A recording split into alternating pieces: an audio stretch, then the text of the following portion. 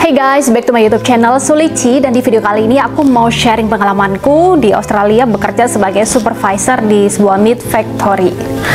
Nah, mungkin banyak yang mikir kalau kamu ke Australia pakai visa working holiday atau WHV, meskipun gajinya oke, tapi kamu tuh nggak punya kesempatan untuk naik jabatan atau kerjanya tuh selalu kayak serabutan gitu. Tapi ternyata di video kali ini aku mau kasih tahu ke kamu kalau itu nggak benar. Aku yakin di Australia itu ada banyak banget kesempatan emas yang bisa kita ambil kalau kita mau. Karena aku sendiri berangkat dari visa WHV, meskipun sekarang juga masih WHV, tapi aku bisa sampai ke tahap supervisor di sebuah meat factory di Australia. Meskipun belum 2 tahun bekerja di sini, dan aku mencapainya dengan cara yang nggak ngoyo-ngoyo banget sih. Yuk kita bahas sama-sama ya. Oke, singkat aja di sini aku mau ngasih tahu perjalanan karir aku di meat factory. Aku mulai bekerja di meat factory itu dengan visa WHV di bulan Mei 2023. Waktu itu aku dapat kerjaan ini lewat sebuah grup WhatsApp dari sebuah agen. Nah, setelah 8 bulan aku bekerja di meat factory, aku ditawarin posisi menjadi seorang leading hand dengan job desk untuk memastikan semua produk itu di packing dengan benar atau sesuai dengan order.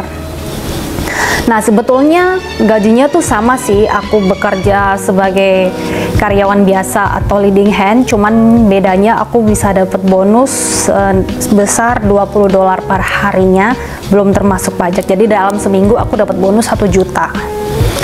Lalu nggak lama kemudian, setelah 8 bulan, aku naik menjadi team leader.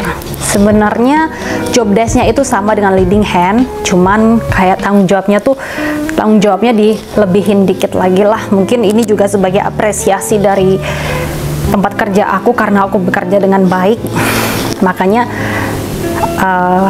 dinaikin lagi jadi team leader. Meskipun allowance-nya tuh nggak beda-beda jauh ya. Kalau leading hand itu aku dapatnya 20, tapi kalau team leader aku dapatnya 25 per harinya. Jadi satu minggunya aku dapat bonus 1.250.000. Dan ajaibnya dalam waktu 4 bulan kemudian setelah aku menjadi team leader, aku ditawarin menjadi supervisor. Dan ini adalah hal yang sebetulnya pernah aku impikan dan pernah aku tulis, tapi aku nggak pernah expect bakal datang secepat ini. Dan di tempat aku kerja ini kayak nggak pernah kebayang aja lah, kayak nggak pernah nyangka.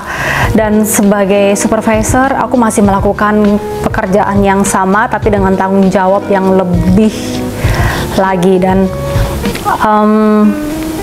tentunya tetap ada mental pressure ya seiring naiknya jabatan. Apalagi aku termasuk orang yang sebetulnya nggak enakan dan agak sulit buat aku untuk interaksi sama orang dengan bahasa Inggris. Nah, banyak yang kaget karena kebanyakan orang mikir kalau kita kerja pakai visa WHV itu nggak ada kesempatan untuk naik. Tapi setelah aku review ke belakang, kenapa bisa aku yang dipilih untuk jadi leading hand ya? Karena sebetulnya kalau kamu udah pilih jadi leading hand, memang jalur untuk naik ke atasnya tuh lebih cepat. Tapi kenapa waktu itu aku yang dipilih?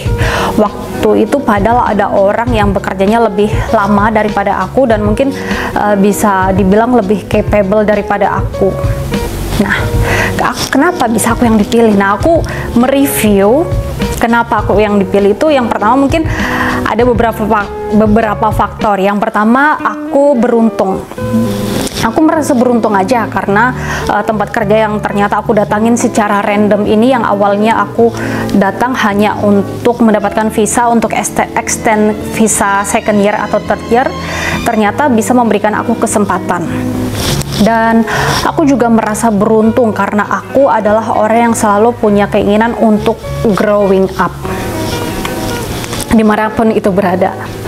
Dan yang kedua, waktu itu ada posisi yang kosong. Memang saat ada kesempatan itu datang, aku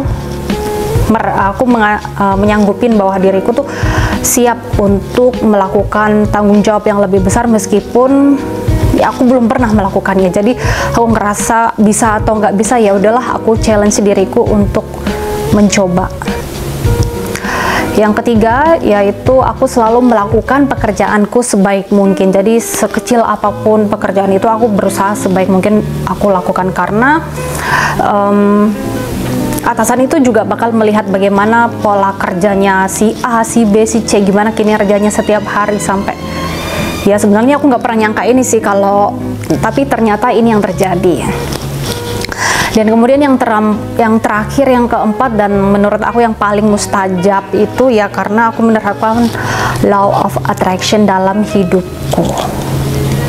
Aku pernah menulis dan merasakan diriku ingin menjadi supervisor ketika aku baru 2 bulan bekerja di Meat Factory, karena waktu itu aku melihat supervisorku tuh adalah sosok yang sangat keren banget, kayak tegas banget, kayak kelihatan smart. Jadi aku pernah nulis di bukuku kayak apa aku pengen jadi supervisor ya, kayak itu waktu itu kayak bertanya aja, tapi kayak ada feeling bahagia, feeling yang happy aja kayak waktu itu. Cuman aku nggak pernah berpikir gimana caranya untuk bisa jadi supervisor. Jadi aku hanya melakukan pekerjaan sebaik dan sebisa mungkin yang aku lakukan. Nah, jadi sebelum menjadi leading hand itu aku pernah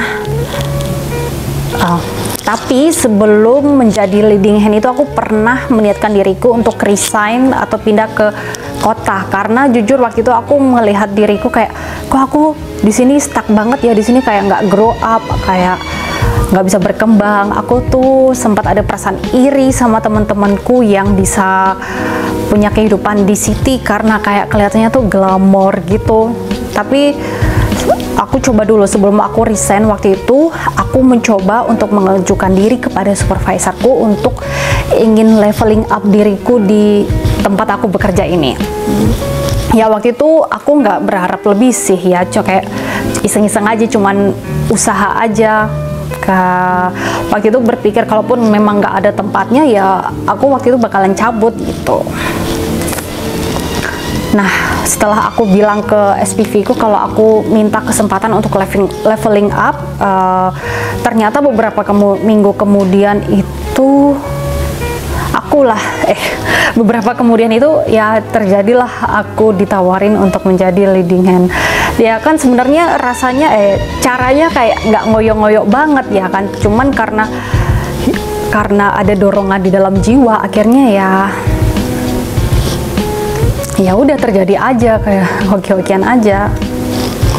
Jadi intinya menurut aku visa apapun yang kita pakai itu nggak jaminan kita bisa bakal punya jenjang karir atau tidak.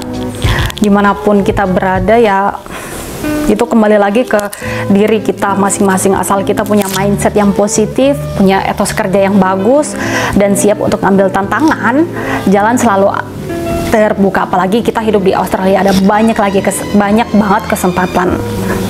Ya itu aja sih sharing aku di video kali ini. Kalau kamu punya cerita atau pertanyaan yang sama dengan pengalaman aku ini, jangan lupa di like, subscribe, dan share ya. Mungkin untuk kedepannya aku bakalan lebih bikin konten-konten video tentang pengembangan diri, karena sebetulnya aku suka sama bidang pengembangan diri ini.